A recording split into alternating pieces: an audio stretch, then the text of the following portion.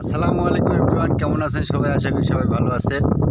আমরা আসছিলাম এই সামনে বড়শি দিয়ে মাছ মারতে। তো বড়শি দিয়ে তো মাছ পাইলাম না, আজকে আবহাওয়াটা খুব ঠান্ডা।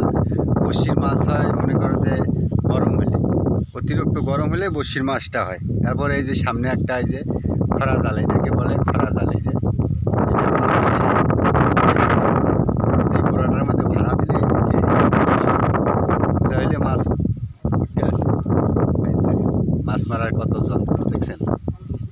আজকে অবশ্য আবহাওয়াটা অনেক সুন্দর, রোদ কম। এই যে দেখেন দিক দিয়ে, হ্যাঁ এই যে গাছের বাগান, ধান ক্ষেত, হ্যাঁ এই যে দেখেন।